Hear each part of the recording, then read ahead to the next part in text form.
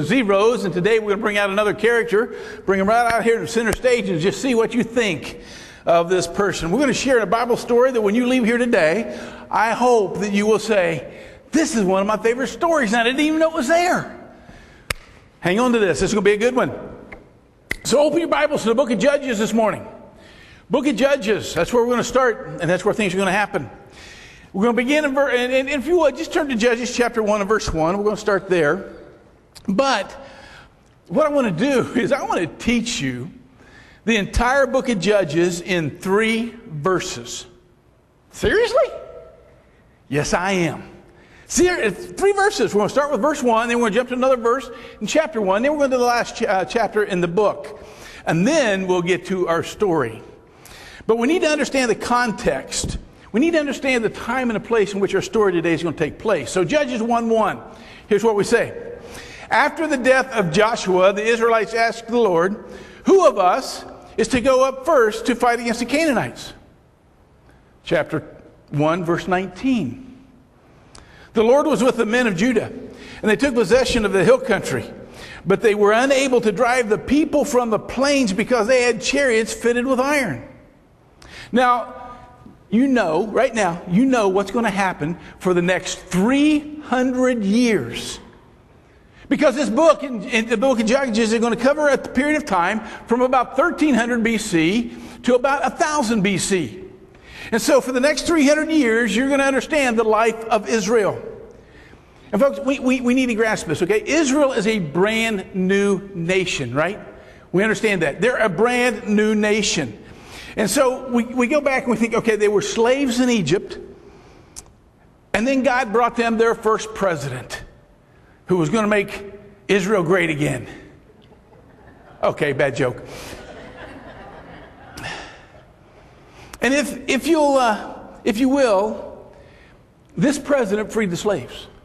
Not slaves that you owned. He freed you because you were the slave. You were one of those Israelites in that land. And he freed you and he brings you out of Egypt. He brings you to the promised land, a land flowing with milk and honey. And on the way, President Moses, he goes up onto this mountain called Sinai, and he talks with God, and God gives him this thing called the law. And today we call it the Torah. He gave him Genesis, Exodus, Leviticus, Numbers, and Deuteronomy. It's not just the Big Ten, folks. That's how we pretty much see it, but there's a whole lot more than just the Big Ten that he was giving him at that time. And he said, this is all you need. See, the first president, Moses, he gave us freedom. He gave us the land, he gave us the law, and he gave us what it took to be right with the Lord.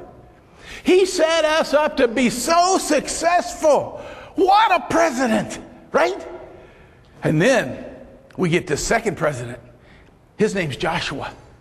And Moses had brought you to the land, and now Joshua is the greatest military leader you've ever seen. Moses was the greatest leader in history. And then Joshua was the greatest military leader in history. And Joshua's the one who's going to take you to the land. He's going to handle the battles for you. He is your general. And now, both of those guys are dead. They're gone. And so verse 1 tells us right there that we're without a president. And verse 19 tells us that we stopped short of everything that we were supposed to do. We cleaned the country until we came to those iron chariots. Till we came to the tough stuff. You see, we followed God until the times got just a little tough. And then we just conveniently stopped following God. And the people that we left in the land, they're going to come back and bite us. Remember, God said to destroy everything and everybody? Don't leave anything living there. And the ones that we left alive, they're going to come back and bite us. Now the third verse to finish out the teaching of the book of Joshua is in chapter 21. Chapter 21 is verse 25. It's the very last sentence in that chapter, in that book, and it says, in those days, Israel had no king. Everyone did as they saw fit. Now, anytime I read that, I will jump way back to my Bible Bowl days and back to the King James days. And it says this in the King James Version. I love this. It says, in those days, there was no king in Israel. Every man did that which was right in his own eyes. Ever hear that? So folks, I want to tell you right now that you have the 300 years of God's people saying, yeah, we're going to follow you, we're going to follow you. No, it's a little tough. We're not going to follow you no more. We're going to quit. God, please help us. That's what we have. We have things get tough. We have people sitting here that are crying out to God, and then God rescues. That's what happens for 300 years. Unbelievable, but that is where it is. And then I love that about everyone did as they saw fit. Everyone did what was right in their own eyes. Aren't you glad we don't have to deal with that today? Oh, boy, would it be a mess around this country if that's the way it...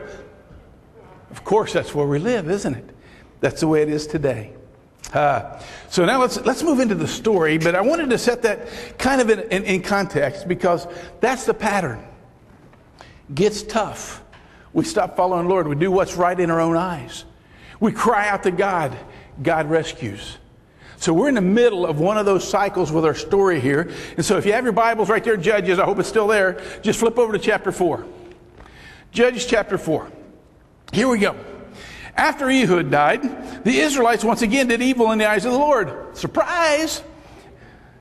So the Lord sold them into the hands of Jabin, the king of Canaan, who reigned in Hazor. And the commander of his army was Sisera, who lived in Harosheth Hagoyim. There's a tongue twister for you. Because he had 900 iron chariots, and had cruelly oppressed the Israelites for 20 years. Here we go. And they cried out to the Lord for help. Man, first 3 verses. We got to deal with what's going on here. There's a problem. There are 3 steps to this problem, or 3 phases in this problem. Here's number 1. Number 1 is this. Sin is a cycle of staleness and slavery. Sin is a cycle of staleness and slavery. One more time. Sin is a cycle of staleness and slavery. And they're going to hit it because the Israelites are going to go once again. It gets tough. Once again, I do this. Once again, I do. Once again. You get tired of hearing once again? That's what's going on. It's all about once again. They always go back to choosing to do what is right in their own eyes. And Israel once again stops short of what God wanted them to do. And they get in this pattern. And they find this staleness that leads them into slavery or oppression. Let me ask you this morning, have you ever been there? Have you ever been there? Where it's not quite Egypt? I mean, we're not in such slavery that Pharaoh's beating on us and stuff like that. It's not real slavery. Because you see, now they're in the promised land, but it's not actually flowing with milk and honey. They're being beaten down. They're being oppressed. So, think about it in our lives. We're not really in slavery, but we're not quite in the promised land either, are we?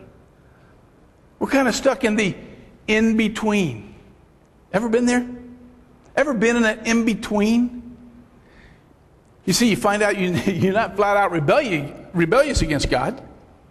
And so you're not completely destroyed, but how many of us this morning would have the guts to say, I don't know what God's plan is for my life, but I'm pretty sure right now I'm not living it. Trying to walk with God, but not feeling the fulfillment of God. Knowing that feeling, where you're trying to be a Christian, but you don't have the joy that comes with it. You don't have the peace that comes with it. You don't have the contentment that comes with it. You're not basking in the fruit of the Spirit that comes with it. Folks, that's just called stale. We're just stale. And you know what happens when we get stale? It gets a little tough. Then we start to do what's right in our own eyes. That's just how we are. And let me tell you what, eventually, sin will make slaves of all of us. So in our story here, what we're finding is Israel is having another once again moment. And it says in verse 1 that God sold them into the hands of Jabin, king of Canaan. Now, what's interesting with this text, it's a word structure that you don't see in the English, but you do see it if you get into the Hebrew and get into the Greek, because it's the same structure that's used in Romans chapter 1, where it says God gave them over to. And again, back to my King James Version, gave them over to a reprobate mind. He gave them over to their depraved mind. And so we see that happen. And he gave it to them in Romans 1. To the lust and to the desires that we have in the flesh. Because you see, God gave us a free will. And with that free will, so many times, this is where we land. We do what's right in our own eyes. Don't we? That's part of problem number one, is seeing that staleness, that cycle of staleness that comes with sin. Here's a second. Second part of this problem is these people in Israel, they were following people or programs and not God. They were following people or programs, and really in our text we're saying not a purpose. Not a purpose. It seems like all through the history of Israel, whenever there's once again, then someone has died. In this chapter, Ehud died. Now, some of you are saying, okay, what's an Ehud? Ehud, well, there's a little story in chapter 3 about Ehud. You see, he's the last guy that saved you.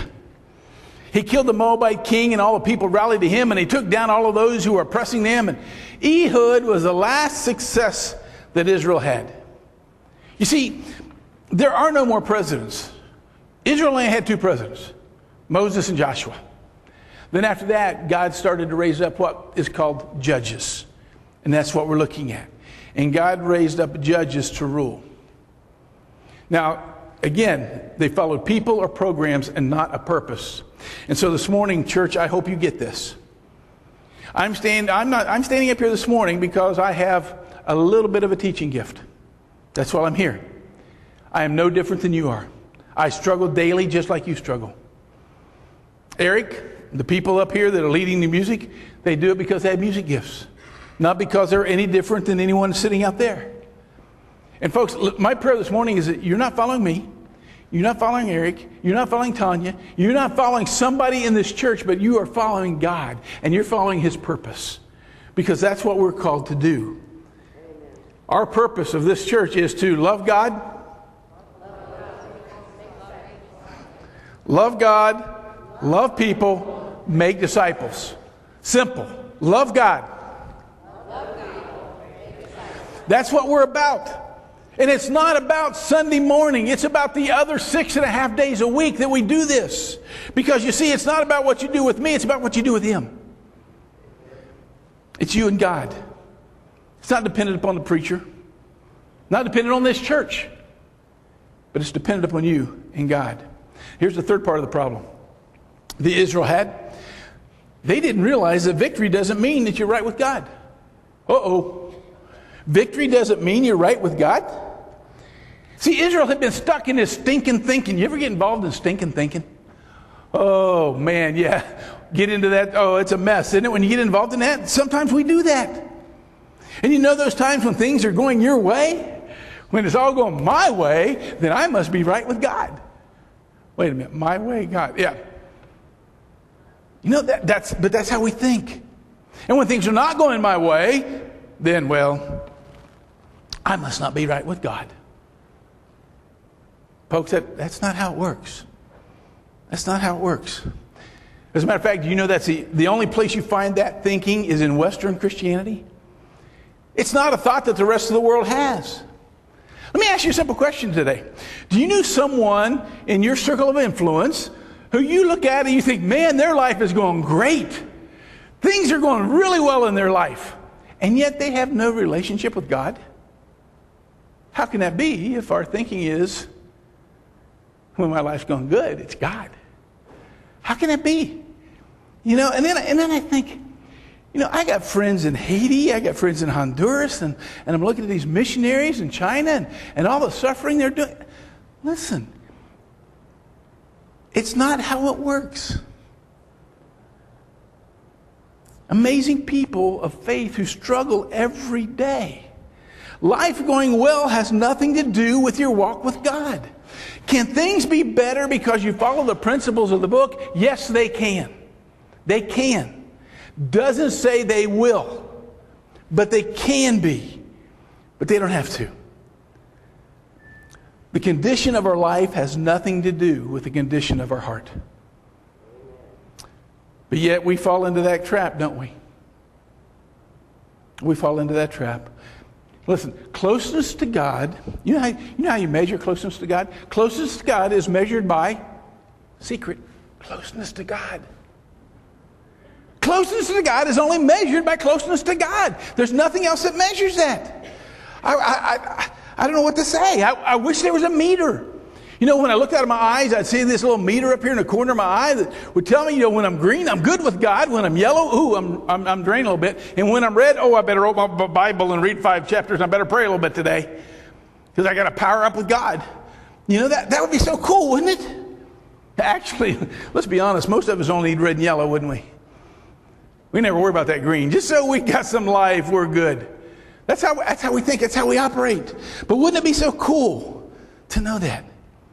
You see, what's happening in this story here is Israel is looking at God, at life as a God meter.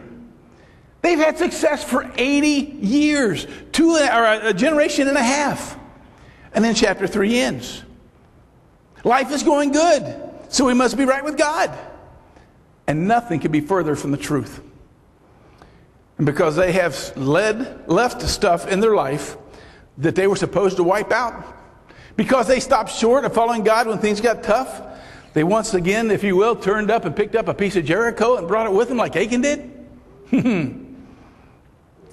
Once again, they started to do what was right in their own eyes. Let me share something that I think is scary about God. I think it's scary because given enough time, He will give us exactly what we want. You ever heard the phrase, be careful what you pray for? You might get it. Here's a little side note. Don't ever pray for patience. Because God will give you circumstances in your life to develop your patience. You see, we prayed for it. God's going to show us how to get it. Be careful what you pray for because you might get it. But God has given us a free will. He lets us choose. And if we want this, He will eventually sell us over to it. So we need to understand that sin brings this cycle of staleness and slavery. And there is no freedom in it. And Israel is there. And that's the timing. That's what we're looking at. They're in the midst of this cycle. And so here comes the story. We haven't even got to the story yet. Here comes the story. Let's get to the story. Begin in verse 4, chapter 4. Deborah, a prophetess, the wife of Lapideth, was leading Israel at that time. She held court under the palm of Deborah between Ramah and Bethel in the hill country of Ephraim, and the Israelites came to her to have their disputes decided. And then she sent for Barak, the son of Abinoam, from Kadesh in Naphtali, and said to him, the Lord, the God of Israel, commands you, go take with you 10,000 men of Naphtali and Zebulun and lead the way to Mount Tabor.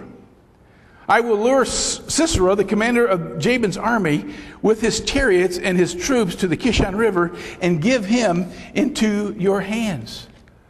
Folks, God hears the cry. He hears Israel crying out, and He raises up another leader. Her name, Deborah. She is the purest heart and the wisest person for this time. And the people come to her while she's under the palm of Deborah with all their disputes, and she resolves their problems. Then one day, as she's sitting here, she thinks, I need to talk to my general. So she calls for him, and Barry comes in. And she says, you know, those guys that are pressing us, they have 900 tanks, or chariots, if you will, and an army?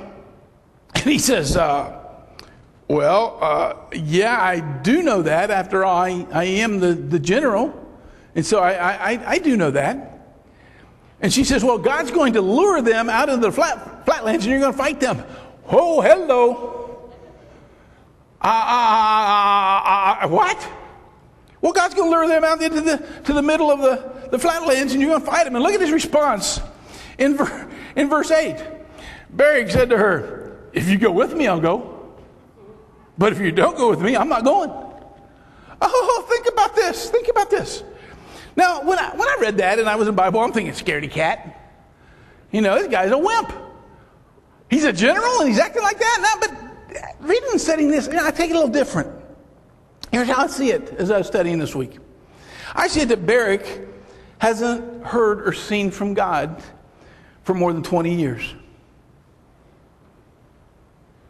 He hasn't seen God speak. He hasn't seen God do anything.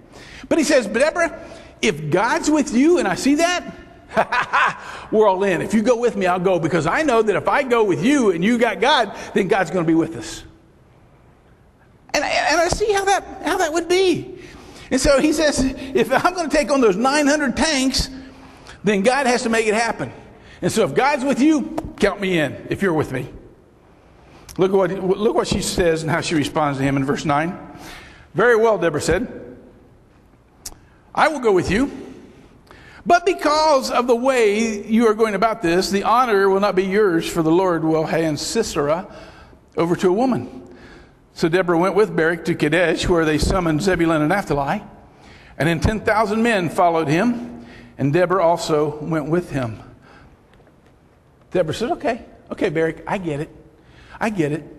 But because of that statement, the honor of killing the commander of the oppressing army is not going to be yours. Rather, a woman's going to get that honor. Uh-oh. And by the way, there's only one woman going into battle, isn't there? I like that. There's only one woman going into battle. You got to think about that. So we have to understand that in 1300 BC, when a king defeated another kingdom, it was only the king that could behead the king.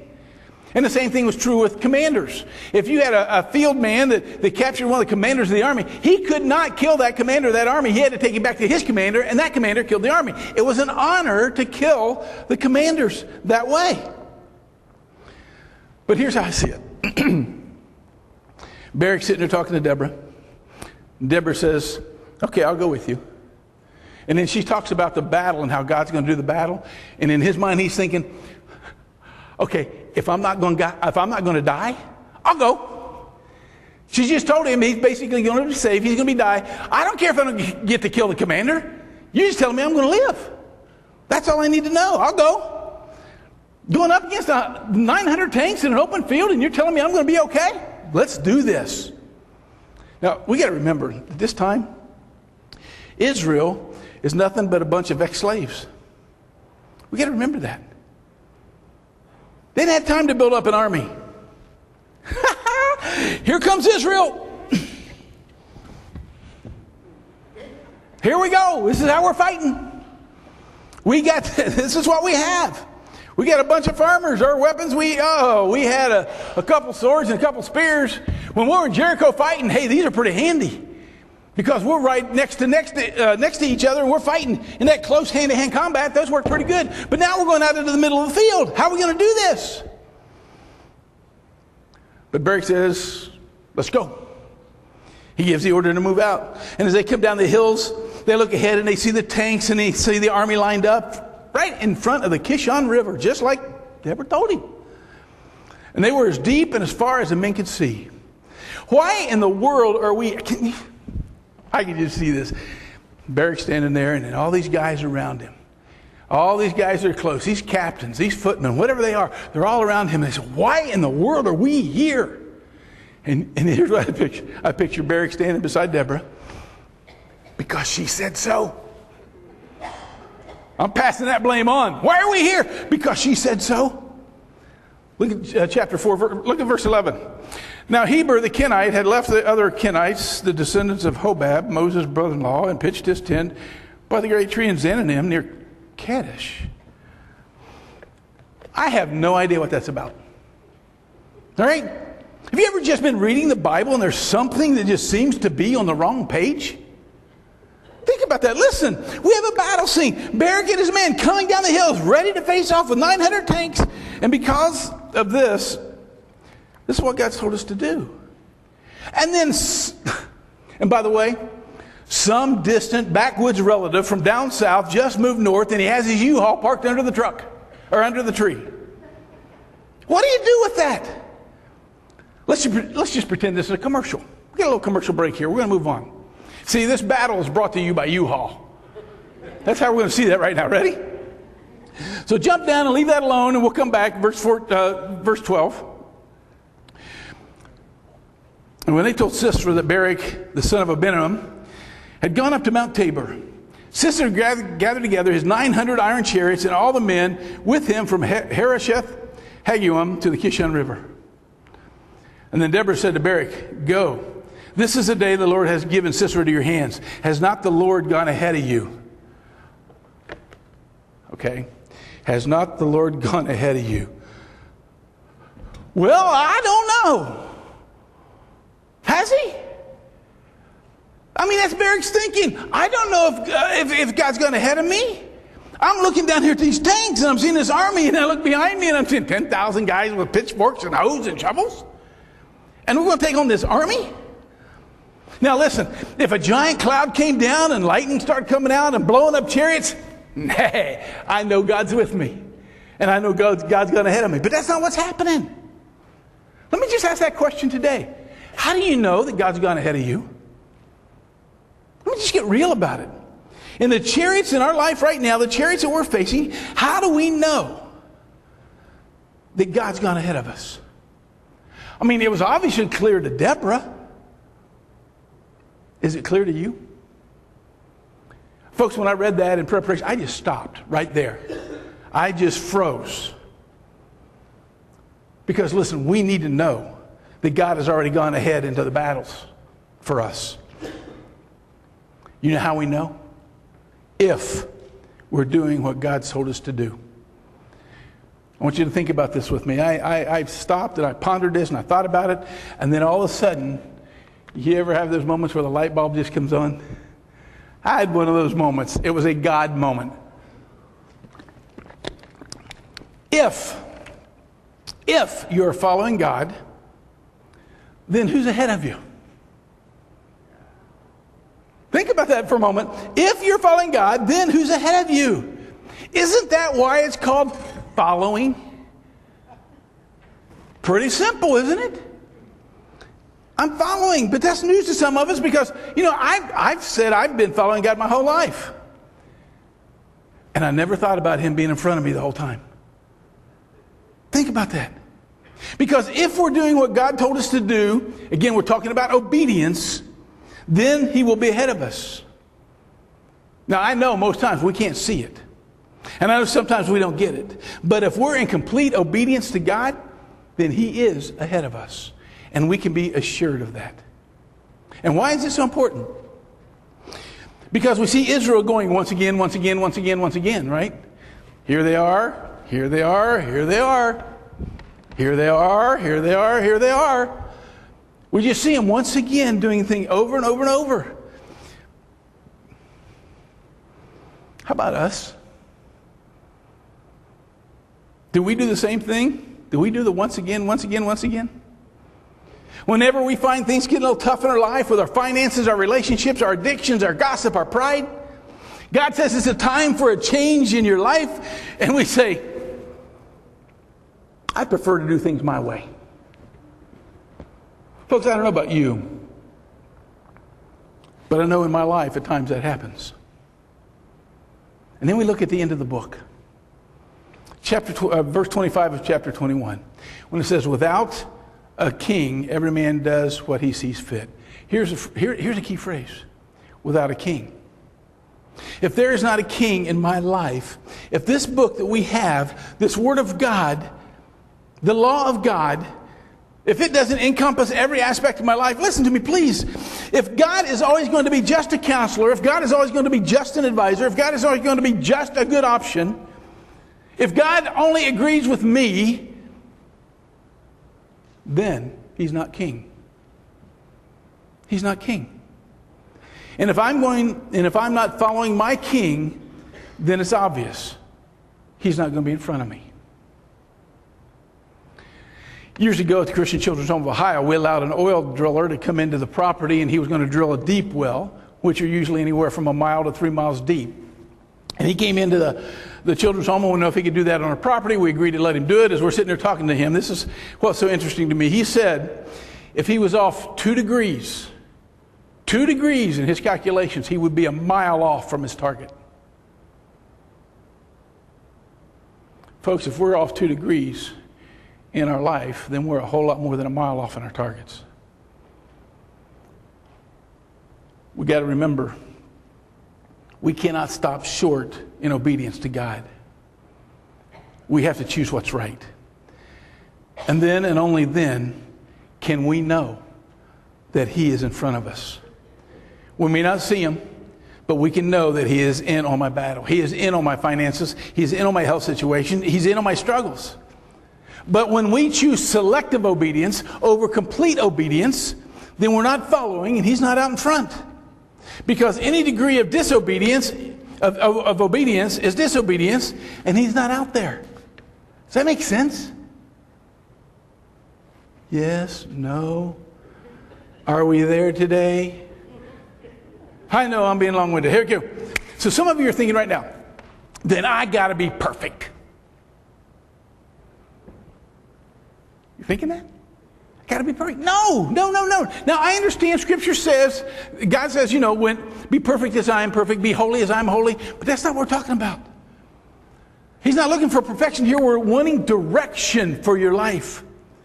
And when I do it once again, here's a great thing. When I do it once again, anybody here mess up more than once? Okay, when I do it once again, and typically it's the same thing over and over, but when I do it once again, here's a great thing. God also does it once again. God does it once again. He gives me the grace, and He gives me the mercy, and He gives me the forgiveness that I need. Listen, I love the phrase, you can never outgive God. Right? You like that phrase? Here's another one. You can never out once again God. You can never out once again God. But when God reaches out with His love, His mercy, His grace, and picks you up with His forgiveness, then you got to get back to the point of, I'm following Him. Let's pick up in our story here. Picking it up in verse 14. So Barak went out down to Mount Tabor. He followed by 10,000 men. At Barak's advance, the Lord routed Sisera and all his chariots and army by the sword. And Sisera abandoned his chariot and fled on foot. But Barak pursued the chariots and army as far as Harosheth-Hagoyim, and all the troops of Sisera fell by the sword. Not a man left standing. Folks, listen to this. When I read that, I just thought, okay, wait a minute. Time out. Time out, God. What are you doing here? This has got to be the lousiest battle I've ever seen. We had this huge buildup with Barak and his 10,000 men facing 900 chariots, and then all we get is, oh, by the way, God routed them.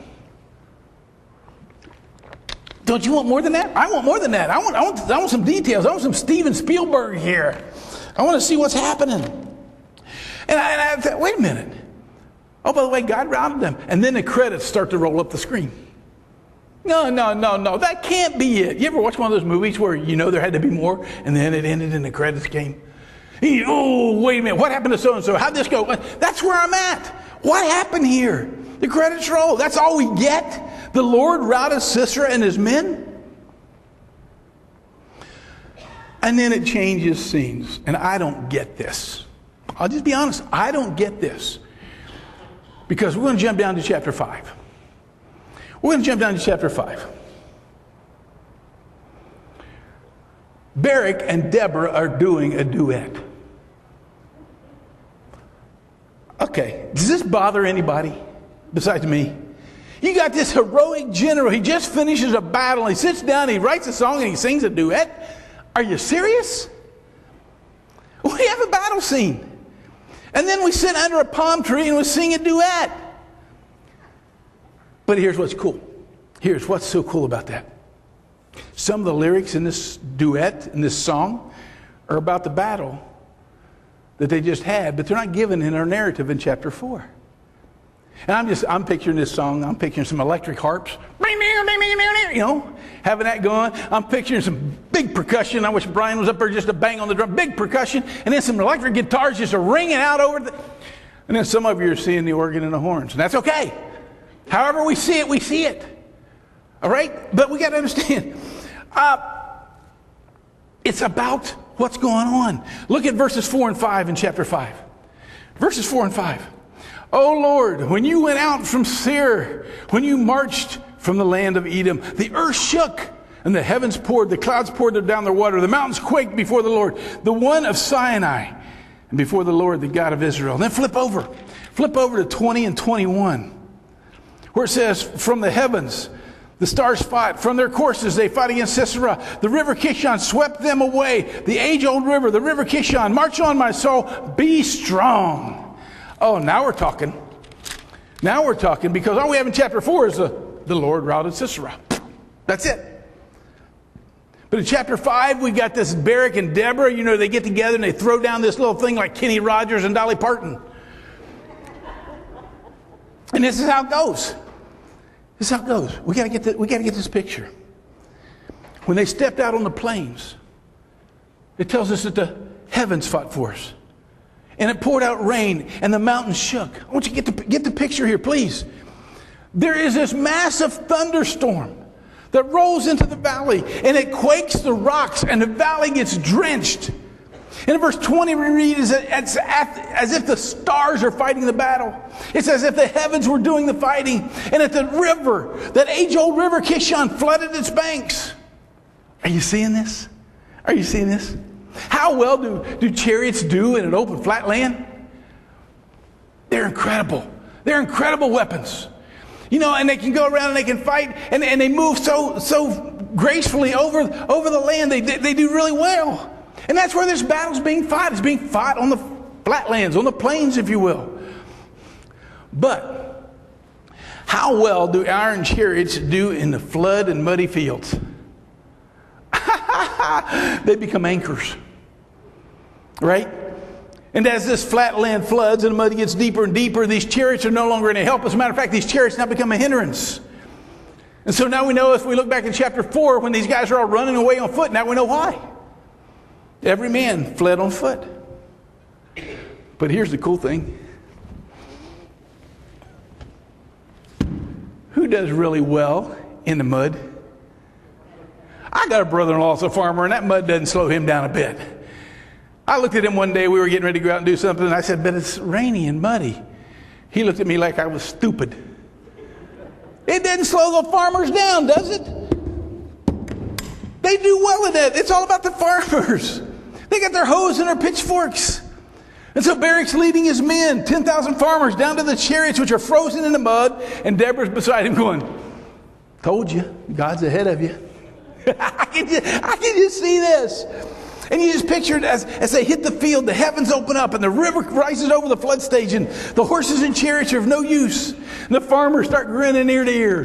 They can't wait for this battle to start. They got their pitchforks and shovels and hoes, and those are made for the mud. And by the way, a charioteer, he may be great at handling a rig, but when you put him in the mud, he don't stand a chance. But what about Sisera? Well, let's go back to Judges 14, pick it up in 17. Sisera, however, fled on foot to the tent of Jael, the wife of Heber the Kenite, because there were friendly relations between Jabin, king of Hazor, and the clan of Heber the Kenite. Heber the Kenite. Heber the Kenite. Heber the Kenite. Where have I heard that before? Oh, he's the guy from down south that moved up north and's got his U-Haul parked under that tree. Remember that? He was our commercial break dude. All right? So Sisera comes through and he sees his family that's moving from down south to up north, and he realized who she is and said, I'm safe here because there's a treaty, a peace treaty between her people and my people. So this is good. So it's safe. Right? Let's look at verse 18. Jael went out to meet Sisera and said to him, come in, my lord, and come right in. Don't be afraid. So he entered her tent, and she put a covering on him. Oh, I'm thirsty, he said. Please give me some water. And she opened up a skin of milk and gave him a drink and covered him up. Stand in the doorway of the tent, he told her. If someone comes by and asks you, is anyone here? Say, no. Got the picture? This is so cool. But I got to get in Sisera's mind. He has been oppressing Israel for 20 years. 20 years he's been doing things to them. He's raping and pillaging. He's been horrible to the people. And so in his mind, if they catch me, what are they going to do to me? And so he's running. He's out in the middle of nowhere. He sees this U-Haul parked under this tree. And he runs up there and he figures out, oh, these are friends. I can stay there.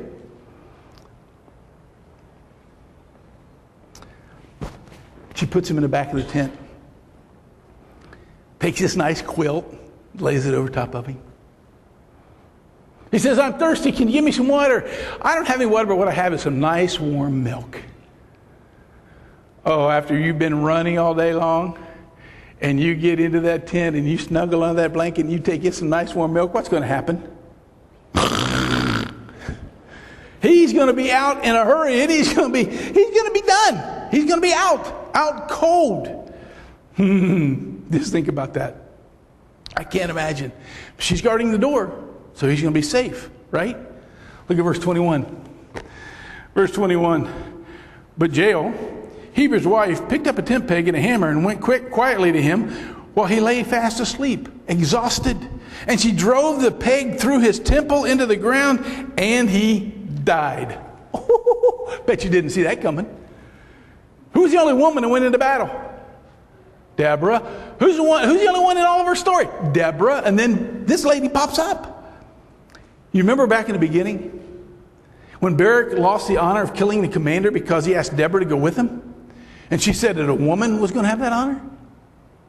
She didn't say it was going to be her. But how many of you thought it was going to be Deborah? Oh, I did. I thought when I was, back in Bible days, it's Deborah going to do it. No, it wasn't Deborah. It was some foreign, distant, almost some kind of relative of Moses who moved from the south to the north with her U-Haul under the tree. So she gets a tent peg, and she gets a mallet, and she's in stealth mode. I love this. Now you got to remember, these are nomadic days. And so when people would come together in an area and this is where they're going to stay, the men would go find water, they'd go find food, they'd go find firewood, they'd go out, they would do everything out. You know what the women did? They set up the tents. So do you think this lady knew how to swing a mallet on a tent peg? Oh man. Okay, so my question is, guys, if you're laying there, tent peg hits the side of your head, how quick do you wake up? I'm thinking pretty quick. So this is just an assumption. This is not scripture, but in my assumption, I'm thinking one swing. She ended it with one swing. She knew exactly how to swing that mallet, and she took him down. And she made that connect with that tent peg. That is incredible. Look down to verse 22 and 23. Barak came by in pursuit of Sisera, and Jael went out to meet him. Come, she said, I will show you the man you're looking for. So he went in with her, and there lay Sisera with a tent peg through his temple, dead. And on that day, God subdued Jabin, the Canaanite king, before the Israelites.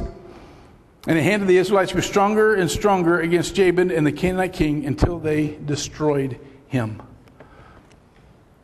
Paint the picture. Oh, this is so good. Barak shows up. He comes to the U-Haul, and they're meeting there. And she comes out and she says, hey, the guy you're looking for is in my tent. I got 3 of you. I want 3 of you to go around the back. I want 3 of you to go to the side. We got to make sure we take him quick. We can't have anything going in. It's got to happen fast. So he draws his sword and he goes into the tent. And he goes back to the back part of the tent. He opens it up and what happened? What happened? And I can just imagine him looking back at Jael going, nice job, lady. We'll take it from here. Doesn't that sound like a man? Woman does the job, does everything about it, and the guy says, we'll take it from here. That's what happened. We'll take it from here. Nailed it. That's exactly what it is. All right? The problem, we have the story. Let's look at the solutions in this story. There are some solutions that you and I need to think about. We need to take home besides one of the greatest stories in the Bible. Number one solution is this.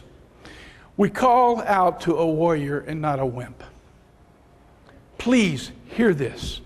When we call out to God, we call out to a warrior and not a wimp. When we are following God, please understand, we are following a warrior. And here's why I believe I need to say this morning. Because in most churches today, we have equated God with just Jesus. Now, Jesus says in Scripture, and I understand this, Jesus says, when you see me, you've seen the Father. I understand that. And I understand, no, I don't understand. I know about the Trinity. Okay, I know that. I understand that. Okay? But we got to know that God is more than Jesus. So many times what we do in the midst of our chariots is we seek Jesus and we picture him as he's with the woman at the well. We picture him when he's at his greatest points of compassion. When in reality, when we have Jesus and we got these chariots in our life and we need things to happen and we need God to come and take care of those chariots, we need the Jesus who's throwing tables over, who's yelling at the Pharisees. Oh, by the way, did you know Jesus yelled? He didn't say to the Pharisees, now you whitewashed tombs, you don't do that. You vipers, you don't. No, he's screaming at them. You stinking vipers. You whitewashed tombs. What are you doing? Folks, listen, we serve a warrior. We follow a warrior. We got to understand that the God that we serve today, the God is the same yesterday and today and forever. He's the God that was in the Old Testament. He's the God of the New Testament, and he is the God of today. No difference. No difference. When you're facing chariots, I don't know about you. When I'm facing a chariot, I don't want some guy in a toga coming in and ask me to sit down and have coffee. I want somebody who's going to come in and kick tail. And that's what he will do. If we call on a warrior, he will go ahead of us, just as he did with Israel, just as he did with Barak and Deborah, and he'll kick the chariots out of our way. When we cry out after our once again, after we did what was in our own eyes and we messed up and we cry out to God, I don't know about you, I don't want to get well carded for my stupidity. I want thunder and I want lightning and I want flooding. I want the chariots destroyed that are in front of me. And that's the kind of God that we need when we're in the midst of a crisis in our life. Here's a second area of solution. Do not discount God's might or his minutia. Now, I know most of you are going to need some time to look up at the screen there to see that word minutia, to see how it's spelled. I use the dictionary. Okay, listen, God may show up in a U-Haul with people moving from the south to the north. That's the way it works. See, God says, Steve, your job is to follow me and to show those around you this loving warrior God. And we need to let people know that he is the warrior that's out in front. And he says, I may use my might, I might use my power, or I might just use a lady who just came from the south. Some distant, second-hand, backwoods relative with a U-Haul truck. But as long as I'm following, it doesn't matter whether it's the big things or the little things in life that he uses. I have one responsibility. That is to follow.